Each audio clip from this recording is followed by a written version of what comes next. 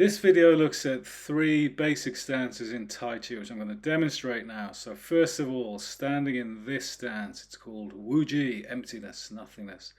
I'm going to take a step right and come into Tai Chi stance. I'm going to step back into Wuji and just demonstrate that stepping again, stepping out to the right into Tai Chi stance. My knees are soft here.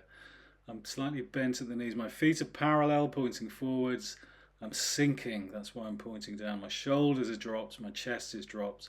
And this is Tai Chi stance. Most things in Qi-Gong will be standing in that stance. So once again back into Wuji stance, and then into Tai Chi stance. I'm going to turn to the side to demonstrate this just from the side. So you see a different angle, standing into Wuji, then into Tai Chi stance.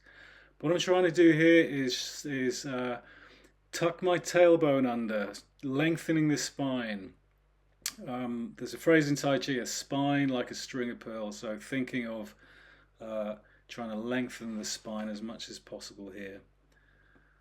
Turning back to the camera, just one more thing to think about, which is imagining that your head is being suspended from the sky by a silver thread. So here we go into Tai Chi stance from Wuji. Wuji and Tai Chi, the first 2 stances to learn.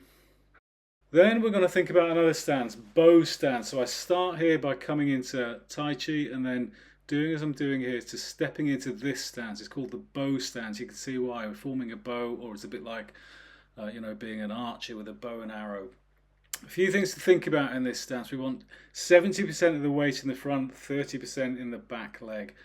The front leg is pointing directly forwards, the back leg at 45 degrees. So the front leg is pointing towards the opponent. I'm going to make a few different hand positions here. Don't worry about these too much at this point, but this is just to show what some of the upper body movements look like when we're in the bow stance, which is a bit like how a boxer would stand. Something else, if we want to keep our structure, our upper body as upright as possible, this is a really important part of the bow stance. I'm going to shift over, that's called a shift, onto the other side. So now I'm in what's called a right bow stance because my right leg is leading.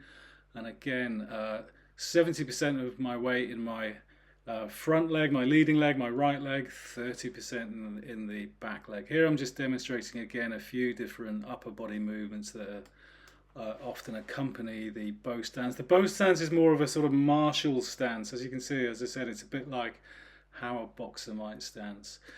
Think about sinking. This is the most important thing, making this bow position, bow shape, and sinking down. Give your legs a shake after you've tried this out.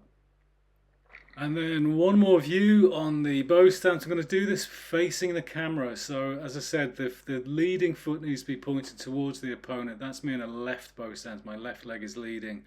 And what I'm going to do here is called a switch. So I'm now standing in a right bow stance. We have to practice this in both left and right. Everything's about balance in Tai Chi, doing the same thing on both sides. But that's what it looks like, the bow stance from the front.